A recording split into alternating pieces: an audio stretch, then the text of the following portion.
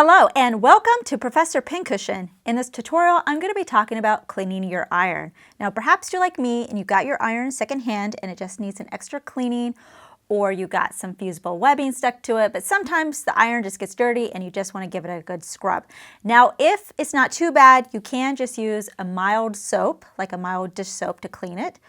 Or you can buy the professional iron cleaners from your local fabric store. But I'm going to show you some quick ways you can do it with some of the stuff that you already have at home. When cleaning your iron, the first thing you're going to want to do is empty out the water reservoir here. So there shouldn't be any water into the iron. I'm then going to put it on the lowest setting that I have on my iron. So it's warm, but it doesn't burn me if I touch it. So here is one method that you can use. You're going to grab a dryer fabric softener sheet. Now this is a new one, I haven't used it yet. And then I'm going to put a paper towel down on my ironing board and place the sheet right in the middle of that. And you can see I have another paper towel over here with nothing on it.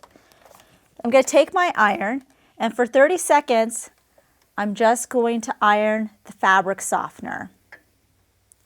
And then after that, 30 seconds, go ahead and iron your paper towel. This is because sometimes when you iron the fabric softener, it may produce a little bit of oil or something onto the plate. So then you put it on the paper towel and you're wiping it off. And also the good thing about this method is that it makes your plate smell good because you're warming up the fabric softener. So that's kind of a benefit. And you're just going to keep doing this until your plate is clean. To clean the steam vents, I'm going to grab some cotton swabs and then I'm using distilled water. You can get this at your grocery store. So I'm going to get my little cotton swabs wet and then just clean these little steam vents with it. Once I have that all done, let's pretend I did the whole thing. Grab a soft cloth, go ahead and use that distilled water again, and you can go ahead, wipe the whole plate, and then dry it. Here's another method you can use. So I have about a couple of tablespoons of baking soda into my little container here, and I'm just going to pour a little bit of distilled water again into my container, just enough to create a paste. So you don't want to go too much because we want this to be a paste. So if it's too watery, that looks like a little bit too watery, then I could go ahead and put some more baking soda into it. So I finished mixing up my paste. It kind of looks like toothpaste. And for this method, make sure that your iron is off and it's cool. We don't want to do this on a hot iron. I'm going to put a little bit onto my paper towel here and then just rub it onto the iron plate here.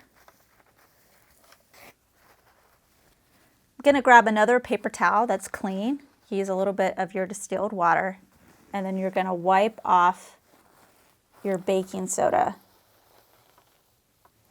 With the paste, it tends to go into these vents, so you can use some of your cotton swabs with water to kind of get the outside, but if you're like me where it's not really going inside the holes because the swab is too big, you can use this trick. So here is a pipe cleaner. This is just a regular pipe cleaner that I got in the craft section. I'm going to get it wet with the distilled water, and then it actually fits in the hole really easily, and you can get in there and get that baking soda out.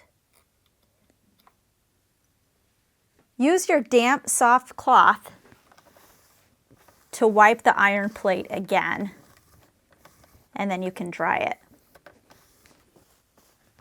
I'm then going to put water back into my reservoir. So I'm going to use the distilled water again. If you're ironing, it's usually a good idea to use distilled water all the time anyways. So I have a little bit of that water in there. I put my iron to its highest setting. So now it's really, really hot because now I'm going to be using the steam, and that distilled water is working its way through my steam vents, so it's cleaning those out as well. So if you want to protect your ironing board, go ahead and place a cloth over that and then just let it steam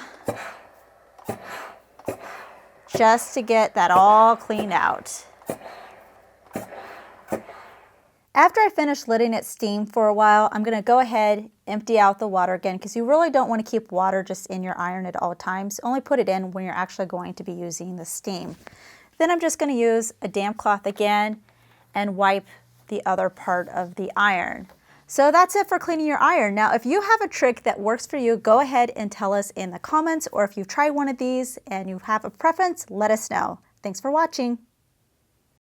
New tutorials are released weekly, so please subscribe to be notified of the next release. Make sure to check out our other videos and visit ProfessorPincushion.com to view our complete library with well over 200 sewing video tutorials, including our exclusive premium content.